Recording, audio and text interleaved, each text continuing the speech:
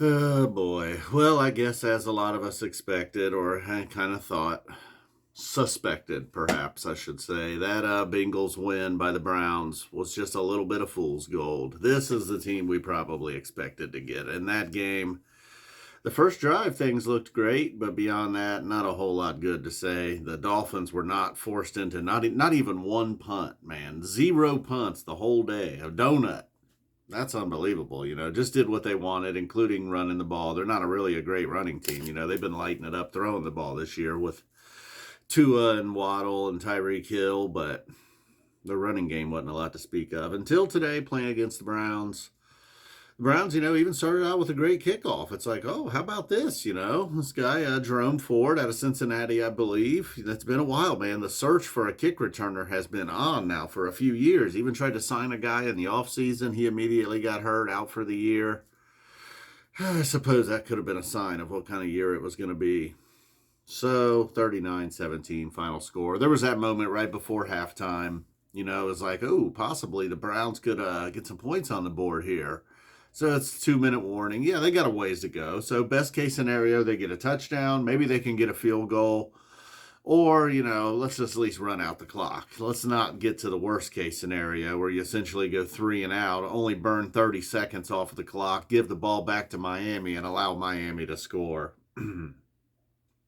So that was a tough one. Then Miami got the ball to start the second half. So that was a possible, anywhere from a 7-point swing, a 10-point swing, a 14-point swing. I wasn't hopeful for a Cleveland touchdown. Moving the ball the length of the field basically is what they needed to do at the 2-minute warning. I was hoping maybe a field goal. Although you got Cade York, I definitely was not thinking Miami's going to get a touchdown here. And that's exactly what happened. Miami got the ball to start the second half, as I said, and then they pretty much never looked back. Nick Chubb ran one in late in the game. What do you know? The Browns' best player by far. I don't know about by far. They got some other decent players, but it sure doesn't add up to a very good team most of the time. Brissett, looked okay. We'll have Watson back soon, I suppose. Well, it doesn't even matter at that point. We're at the point in the season now where you're wondering, racking up losses could be better for a higher draft pick. It's unbelievable that we're at that point already. 9 games into the season, yet again. Yeah, they made the playoffs a couple years ago.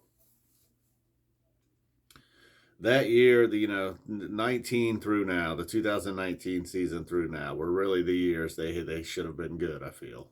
I don't know what's going to happen going forward. What a bummer. This is not even going to be fun, man. I don't really care about the rest of the NFL. Fantasy teams, that still keeps it interesting, I guess. They're decent. So I got like 7 games to look forward to that really aren't going to mean anything. Like Myles Garrett said, that we got to win the next 2. The Bills, the Buccaneers. Maybe we're still in it. Put them up. Put them up. That's what Myles Garrett's saying, but come on. Well, at least we're not like the Raiders. Derek Carr's like, everybody on this team sucks. They all quit. Not that bad. What the Raiders do today after that little Derek Carr speech? Anybody know what the Raiders did? Who cares? How about Justin Fields, though? Lighting it up in losses. It's unfortunate, man. They got to get a win in one of these games.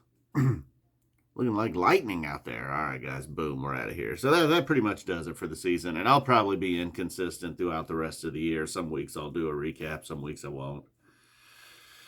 Which is kind of happening with the Buckeyes. It's weird. It fizzles either way.